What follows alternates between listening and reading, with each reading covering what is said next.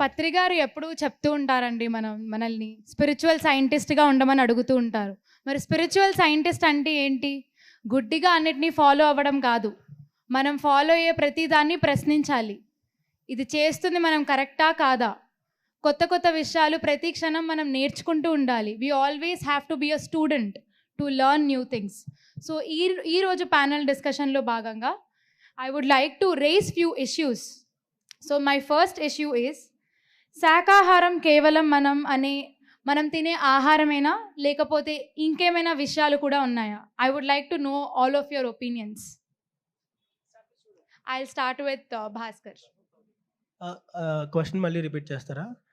శాకాహారం కేవలం మన తినే ఆహారమేనా, లేకపోతే ఇంకేమైనా కూడా మనం తెలుసుకోవాల్సిన విషయాలు ఉన్నాయా? సో శాకాహారం, సో నేను రీసెంట్లీ తెలుసుకున్నాను ఇది. యాక్చువల్లీ సాంస్క్రిట్ వర్డ్స్లో శాక ఆహారం అంటే మీనింగ్, ఒరిజినల్ సాంస్క్రిట్ ప్రకారం శాక అంటే మొక్కలు, వెజిటబుల్స్, ప్లాంట్స్. ఆహారం అంటే ఫుడ్, ఎనీథింగ్ వి కన్జ్యూమ్, మనం భుజించేవి. ఏ రకంగా అయినా సరే, తిండి అవ్వచ్చు, బట్టలు అవ్వచ్చు, ఏదో ఒక రకంగా వీఆర్ కన్జ్యూమింగ్. సో శాక ఆహారం అంటే ప్లాంట్స్ నుంచి కన్జ్యూమ్ చేసేది ఏదైనా సరే శాకాహారం.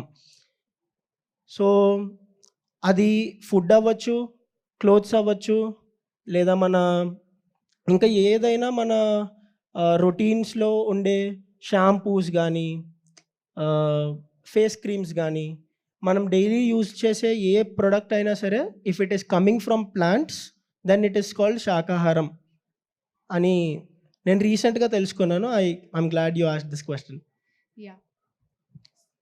నా ఆన్సర్ కూడా సేమే. సో బేసికలీ శాకాహారం అంటే వెజిటేబుల్స్, అంటే మిల్క్ని తీసేసేసి ఓన్లీ వెజిటేబుల్ ప్లాంట్ బేస్డ్ ఫుడ్ని శాకాహారం అంటారు.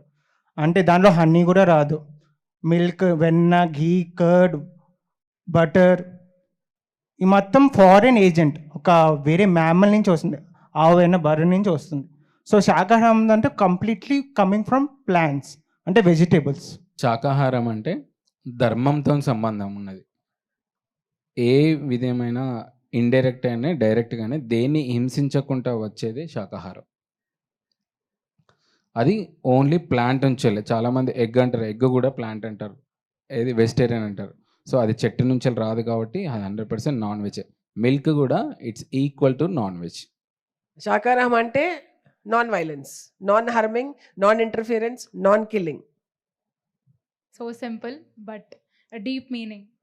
సో అయితే మీరు చెప్పిన విధంగా ఆలోచిస్తే మిల్క్ కానీ, హనీ కానీ, మనం యూజ్ చేసే బ్యూటీ ప్రోడక్ట్స్ కానీ అన్నిట్లోనూ ఎందులోకందులో హింస కొంతగా ఉంటుంది అని మీరు చెప్తున్నారు. మరి ఇది తినకూడదు, ఇది తింటే ఇది అహింస అని వాళ్ళకి ఎలా చెప్తాం? Because they are coming up that కి this is my personal choice, ఇది నా పర్సనల్ చాయిస్. మరి ఆ పర్సనల్ చాయిస్ అన్నప్పుడు మనం వాళ్ళకి ఎలా బోధించగలం? First of all personal choice అంటే ఏంటో అర్థం చేసుకోవాలి. అంటే పర్సనల్ చాయిస్లో విక్టిమ్స్ ఉండకూడదు బేసికల్గా. అంటే వేరే ఒక ఏజెంట్ ఉండకూడదు. అంటే ఇప్పుడు మిల్క్ ఐటమ్స్లో ప్రాబ్లం ఏమవుతుంది ఏమంటే, తల్లి పాలు ఫస్ట్ ఆఫ్ ఆల్ ఎవరికి?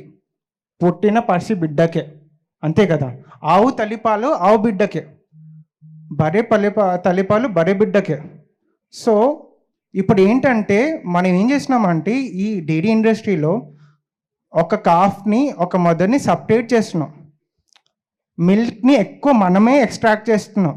సో ఇప్పుడు ఏమవుతుందంటే అది హింసతో ఉండే ఫుడ్ని హింస ఫుడ్ అంటారు. అహింస అంటే మొత్తం ప్లాంట్ బేస్డ్ని అహింస అంటారు. That is the problem with the milk products. చాలామంది అహింస ఫుడ్ అంటే శాకాహారం, మనం శాకాహార ర్యాలీస్కి చాలామంది వెళ్తూ ఉంటాం. సో వెళ్తా అంటే మనము ఇప్పుడు పాలు, పెరుగు అన్నీ మనం కన్జ్యూమ్ చేస్తాం. ఇక్కడ అన్కాన్షియస్నెస్లో, అంటే మనం తీసుకున్న ఫుడ్ కాన్షియస్నెస్లో ఉండాలి. అంటే మనం తీసుకున్న ఫుడ్ ఎంత కాన్షియస్గా, మనం తీసుకున్నది కరెక్టా కాదా, అది ధర్మంగా మనం ఫుడ్ తీసుకుంటున్నామా, ఎవరిని డిస్టర్బ్ చేయకుండా, ఏ ప్రాణిని హింసించకుండా తీసుకుంటున్నామా లేదా, అది అహింస అంటే. అంత కాన్షియస్నెస్లో మనం ఉంటామో, ఎంత కాన్షియస్ అంటే మనం వేసుకునే బట్ట, మనం తీసుకునే కాస్మెటిక్స్ కానీ, మనం చేసే ప్రతి ఒక్కటి మనం కాన్షియస్నెస్లో ఉండాలి. ఇప్పుడు ఇంకొకటి ఏంటంటే మనం వాడే ప్లాస్టిక్ కూడా ఎంత ఎంత హాని అంటే ఎన్వైరన్మెంట్కి. Personal choice. Okay, personal choice అంటే నీకు ఎవరికి హింసించకుండా ఉండేది, అది నీ పర్సనల్ చాయిస్ అయి ఉండాలి. నేను నాన్ వెజ్ తింటే అది నా పర్సనల్ చాయిస్ అంటే అది రాంగ్. సో ధర్మంకి విరుద్ధంగా వెళ్ళడం అది పర్సనల్ చాయిస్ కానే కాదు.